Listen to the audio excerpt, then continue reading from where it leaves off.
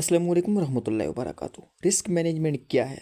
आपने हमेशा सुना होगा कि अपना रिस्क मैनेज करके चलो तो आपको लॉस नहीं होगा। मैं आपको 100% वारंटी देता हूँ कि अगर आप रिस्क मैनेज करके चलते हैं तो कभी भी आपका अकाउंट लॉस नहीं होगा। ठीक है, ये हो ही नहीं सकता कि आपका अकाउंट लॉस हो, कभी भी नहीं होगा। ठीक है, अपनी वीडियो शुरू से लेकर लास्ट तक लाजमी देखिए। मैं आपको हर चीज़ स्टेप्स में बताऊंगा। फर्स्ट स्टेप्स में आपको कैपिटल, और फिर जो कैपिटल आप डिवाइड करोगे फिर उसको, और फिर रिस्क एंड रिवार्ड रेशो को कैसे मैनेज कर रहे हैं, हर चीज़ मैं आपको लाइव करके दिखाऊंगा, यानी समझाऊंगा ए टू जी लिख कर। तो वीडियो आप शुरू से लेकर लास्ट तक देखें, कोई स्टेप आपसे मिस नहीं होगा इंशाल्लाह। उसके बाद कभी आप लॉस नहीं करेंगे। मतलब लॉस तो होता है लेकिन आप उस लॉस को रिकवर भी कर लोगे, ऐसा तरीका मैं आपको बताने वाला हूँ। अच्छा जी, तो सबसे पहले रिस्क मैनेजमेंट में आपके पास आता है, जो स्टेप आता है वो आपका जितना कैपिटल है आपने उसको 3 पार्ट्स में डिवाइड कर देना है। ठीक है, अब 3 पार्ट्स में कैसे डिवाइड करने हैं ये बात आपको बताता हूँ। ठीक है, अब 3 पार्ट्स में जब आपने डिवाइड करना है तो फर्स्ट ऑफ ऑल स्कैल्पिंग एक बहुत बेस्ट है ट्रेडिंग में, अगर आप लोग करते हैं। अगर आपको स्कैल्पिंग डे ट्रेडिंग या इन्वेस्टिंग के बारे में नहीं पता तो मेरी चैनल में वीडियो लगी है, आप लोग देख सकते हैं। तो सबसे पहले आपने अपनी अमाउंट को 3 हिस्सों में तकसीम कर लिया, मैं आपको बताता हूँ कैसे। अच्छा जी, आपने कैसे तकसीम करना है? फर्स्ट ऑफ ऑल आपका $100 स्कैल्पिंग के लिए होना चाहिए। उसके बाद $100 आपका इन्वेस्टिंग के लिए होना चाहिए। ठीक है, और $100 आपका बैकअप के लिए होना चाहिए। अच्छा, अब काफ़ी लोग कह रहे हैं कि भाई $100 से कौन सी इन्वेस्टिंग होती है। मैं आपको तरीका समझा रहा हूँ। ठीक है, मैं आपको जितने कम से समझाऊंगा आपको उतनी अच्छी तरह समझाएगी, क्योंकि हर बंदे के पास $2000-3000 नहीं होता। ठीक है, अब जिसके पास 3000 है वो 1000 कर सकते हैं, जिसके पास 600 है वो 200 कर सकते हैं, जिसके पास 900 है वो 300 कर सकते हैं। यानी अपने 3 पार्ट्स में सिंपली, अगर आपको नहीं भी करना आता तो भाई कैलकुलेटर को ओपन करो और जितनी आपके अमाउंट उसको डिवाइडेड बाई 3 करो, आपके पास रेशो आ जाएगी। ठीक है, तो आपने हर हिस्से में इतनी रख लेनी है। अब ये होती किस लिए? मिसाल के तौर पर स्कैल्पिंग में आपका 90% जो है कैपिटल है वो लॉस हो गया, तो आप बैकअप से उठा के 50% वहाँ पे डाल दोगे। इस तरह इन्वेस्टिंग में आपको हो गया तो आप 50% उठा के वहाँ पे डाल दोगे, यानी आपको इशू नहीं होगा, आपके पास पीछे फंड पड़ा हुआ है। ठीक है, ये फर्स्ट स्टेप हो गया आपका, यानी कि आपने किस तरह इसको डिवाइड करने का। अब स्कैल्पिंग क्या होती है ये आपको वीडियो देखनी पड़ेगी। अच्छा जी, उसके बाद जो नेक्स्ट पार्ट आता है, divide your capital into different parts. इससे क्या मुराद है? इससे मुराद ये है कि ये जो आपने 3 पार्ट्स में अपनी अमाउंट को होल्ड किया है। ठीक है, अब होल्ड करने के बाद यानी डिवाइड किया है, इसको आपने डिफरेंट पार्ट्स में डिवाइड करना है। मिनिमम ये 4 पार्ट्स होते हैं। ठीक है, 4 पार्ट्स में क्यों होते हैं ये मैं आपको लाइव जाता हूँ, चार्ट ओपन करके दिखाता हूँ। अब मैं आपको बताता हूँ, मिसाल के तौर पर आप लोग कर रहे हैं जी इन्वेस्टिंग कर रहे हैं। ठीक है, अब इन्वेस्टिंग में आपने 4 पार्ट्स में अपनी जो इनकम है उसे डिवाइड करना है। मिसाल के तौर पर आपने फ़र्स्ट एंट्री यहाँ से ले ली। ठीक है, यहाँ से अपनी फ़र्स्ट एंट्री ली तो मार्केट थोड़ी डंप आ गई। अगर आप यहाँ पे 100% अपनी अमाउंट लगा देते हो तो मार्केट गिरते गिरते यहाँ तक पहुँच गई है। ठीक है, तो अब होगा क्या? लाजमी बात है, मार्केट यहाँ तक पहुँची तो आपका प्रॉफिट तो दूर की बात है, आपका जो लॉस रिकवरी होने यहाँ से जाते यहाँ तक पहुँचेगी, तब जाके आपका लॉस रिकवरी होगा। अदरवाइज़ आपको बहुत ज़्यादा लॉस हो जाएगा, यानी आपको बहुत ज़्यादा टाइम वेट करना पड़ेगा। तो आपने क्या करना है, आपने अपनी अमाउंट को 4 हिस्सों में तकसीम करना है। मैं बार बार बता रहा हूँ, चाहे आप स्कैल्पिंग कर रहे हैं चाहे आप इन्वेस्टिंग कर रहे हैं। अब आपने क्या करना होगा, आपने जब अपनी अमाउंट को 4 हिस्सों में तकसीम करोगे, मिसाल के तौर पर फर्स्ट आपने यहाँ से अपनी क्या कहते हैं जी बाइंग की। ठीक है, मार्केट गिरती यहाँ पे आपने डीसीए कर लिया। ठीक है, यहाँ पे आप डीसीए करोगे तो होगा क्या, यहाँ पे डीसीए करोगे तो आपकी एवरेज अमाउंट जो होगी वो आलमोस्ट यहाँ पे आ जाएगी। ठीक है, जब यहाँ पे आएगी तो लाजमी बात है आपकी अमाउंट यहाँ से यहाँ पर गई, आपका लॉस रिकवरी हो गया। ठीक है, आप एग्जिट कर सकते हो या मज़ीद प्रॉफिट का इंतज़ार कर सकते हो। लेकिन आपके 2 पार्ट्स अभी फिर मौजूद हैं। मार्केट ने फिर डंप किया और मार्केट यहाँ पे गिर गई।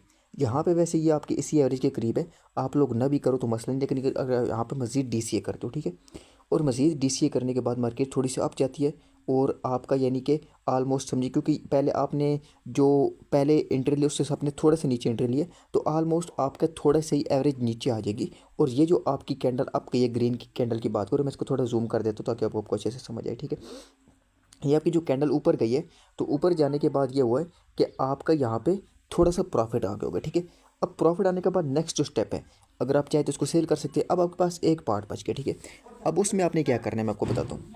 अब आपके पास एक पार्ट बचा है, अब अगर आप चाहो तो उसको होल्ड भी कर सकते हो, यानी मार्केट का यहाँ से वहाँ जाने का वेट कर सकते हो। ठीक है, या आप क्या कर सकते हो, जैसे मार्केट अगेन नीचे गिरी और यहाँ पे आके आपकी मार्केट यहाँ पे गिरी, यहाँ पे आपने डीसीए कर लिया। ठीक है, यानी जो आपके 25% अमाउंट बची थी वो आपने यहाँ पे लगा दी डाउन पे। ठीक है, अच्छा डाउन पे लगाने के बाद अब यहाँ पे आपका जो ऑलमोस्ट एवरेज प्राइस बन रहा है, जो एवरेज यानी बाइंग प्राइस बन रही है वो ऑलमोस्ट आपकी मिसाल के तौर पर अभी डॉट है 1.88, तो ये 1.99 के राउंड अबाउट बन जाएगी, यानी आपने इतने ऊपर से DCA करके आ रहे हैं, ठीक है। अब जो 1.99 पे या $2 पे आपका DCA बन रहा होगा, ठीक है, तो फिर आपका क्या होगा कि फिर जैसे ये 2.1 2.3 2.4 पे जाएगी तो क्या होगा कि आपको इजीली आपको यानी प्रॉफिट हो जाएगा। अगर ये बिलफर्ज आप सारी की सारी अमाउंट, मैं आपको बताता हूँ, आपने यहाँ पे लगाई होती, ठीक है, मिसाल के तौर पर सारी की सारी अमाउंट आपने यहाँ पे लगाई होती, ठीक है, जो ऑलमोस्ट $2.25 के राउंड अबाउट बन रही है, ठीक है, तो आपको $2.25 तक वेट करना पड़ता,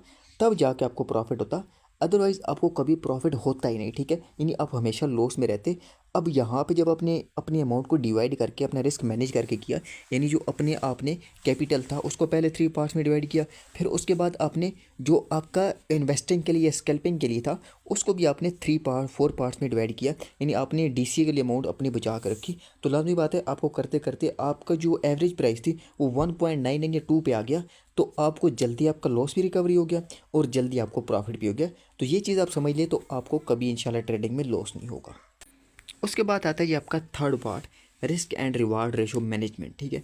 अब रिस्क RR मतलब रिस्क एंड रिवार्ड रेशो। अब इसमें होता क्या है मैं आपको बताता हूँ।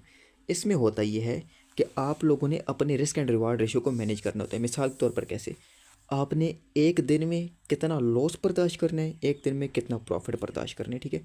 मिसाल के तौर पर आप क्या करते हो जी, आप ट्रेड लेते हो, ठीक है, और आप मिसाल के तौर पर $100 से ट्रेड ले रहे हो, ठीक है, और आप अपना जो प्रॉफिट रखते हो वो रखते हो $20, और अपना जो लॉस रखते हो वो रखते हो $10, ठीक है, हो गया, इनफ है। अब होगा क्या, अब होगा ये कि मिसाल के तौर पर आप लोग एक दिन में 10 ट्रेड करते हो, ठीक है, 10 में से सिर्फ आपकी 6 ट्रेड लॉस हो जाती हैं और 4 ट्रेड आपकी विन हो जाती हैं। तो उसमें आपको क्या होगा ये मैं आपको कैलकुलेटर पे बताता हूँ। कैलकुलेटर पे आप आ गए, आपने कितना प्रॉफिट रखा था $20, और कितना रखा था जी आपने लॉस $10, ठीक है। ये risk and reward ratio, risk and reward ratio हमेशा 1/2 की होती है, ठीक है, या 1.15 की होती है, मोस्टली 1.2 अच्छी होती है, ठीक है, मेरे हिसाब से। आपने 20 मल्टीप्लाई आपने कर लेना है 4, यानी कितना हो गया, ये आपका $80 बन गया, यानी $80 का आपको आया प्रॉफिट, जबकि 6 ट्रेड आपके हुई हैं लॉस, ठीक है, तो वो बैक चले जाते हैं। अब यहाँ पे आपने इसको माइनस करना है, माइनस कैसे करना है, 10 मल्टीप्लाई 6 जब आप करेंगे तो आपके पास यहाँ पे रेशियो आ जाएगी $20 आपको फिर भी प्रॉफिट होगा, ठीक है, ये बात आप याद रखें। यानी कि आपने 6 ट्रेड्स लॉस की, जब आपकी 6 ट्रेड लॉस हुई और सिर्फ 4 ट्रेड विन हुई हैं तो आपको कितना प्रॉफिट था $80, उनमें से आपने $60 जो लॉस किए वो निकाले तो आपके पास बच के $20, यानी 6 ट्रेड डे लॉस करने के बावजूद आपके पास $20 प्रॉफिट बच रहा है risk and reward ratio management की वजह से, ठीक है। अब मिसाल के तौर पर आप इसको सारा कट कर देते हो और आप 60 ट्रेड लॉस करते हो और सिर्फ 3 ट्रेड विन करते हो मिसाल के तौर पर, ठीक है। यहाँ पे क्या हुआ, 3 मल्टीप्लाई आप 20 करते हो, ठीक है, आपके पास 60 आ जाएगा। अब इसमें से आप माइनस करते हो कितना, आपने 60 ट्रेड लॉस की, 7 मल्टीप्लाई 10, तो आपको सिर्फ $10 का लॉस हो गया, ठीक है। अब आप देखिए आपने 7 ट्रेड लॉस कर दी और सिर्फ आपने 3 ट्रेड्स विन की, ठीक है, और आपने क्या हुआ जी, आपको सिर्फ $10 का लॉस आया। तो ये मैं उस बंदे के लिए बह रहा हूँ जो बिल्कुल नखट्टू है, जिसके ट्रेडिंग का आपको A to Z नहीं पता, अदरवाइज़ जिसकी ट्रेडिंग रेशियो विनिंग रेशियो 6 की नहीं है, यानी अगर वो 10 ट्रेड लगाता है, 7 मैं कहता हूँ, 6 भी कम है, 7 ट्रेड वो विन नहीं करता तो उससे अपनी स्ट्रेटजी चेंज करने की जरूरत है, उसे मजीद लर्निंग की ज़रूरत है, ठीक है। लेकिन बिलफर्ज अगर कोई बंदा 7 ट्रेड लॉस कर देता है और 3 ट्रेड्स विन करता है तो रिस्क मैनेजमेंट के साथ फिर भी उसे सिर्फ $10 लॉस होगा, ठीक है। यानी उसे अपना कैपिटल लॉस करने के लिए बार बार लॉस करना पड़ेगा, बार बार, या तो वो सारी ट्रेड लॉस कर देगा, यानी 10 ट्रेड वो एट अ टाइम लॉस करेगा तब उसका कैपिटल ज़ीरो होगा, अदरवाइज को उसका कैपिटल ज़ीरो नहीं होगा। सिर्फ मैं $100 वाले की बात करूँ, ठीक है। तो ये चीज़ आपको समझ आ गई होगी कि अगर आप risk and reward ratio manage करके चलते हो, अपने पोर्टफोलियो को बार बार क्या डिवाइड करके चलते हो, स्कैल्पिंग में अलग, इन्वेस्टिंग में अलग, बैकअप के लिए अलग, और फिर जो आप स्कैल्पिंग और इन्वेस्टिंग में करते हो उसे अलग अलग डिवाइड करते हो, अलग पार्ट्स में डिवाइड करते हो, उसके बाद रिस्क मैनेजमेंट को लेकर चलते हो, आपको ये पता होगा कि आज के दिन में मैंने इतना रिस्क लेना है, मैंने इतना रिवार्ड लेना है, ठीक है। तो इस सूरत में आपको कभी लॉस नहीं होगा, कभी आपका कैपिटल वेस्ट नहीं होगा, कभी आपका कैपिटल वॉश नहीं होगा, ठीक है। तो आई होप कि इस वीडियो के बाद काफ़ी सारी चीज़ें आपके लिए फ़ायदेमंद होने वाली है और risk and reward ratio manage करने में आपको आसानी होने वाली है। अगर वीडियो पसंद आए तो वीडियो को लाइक एंड शेयर कीजिएगा और चैनल को सब्सक्राइब कीजिएगा। जज़ाकल्लाह।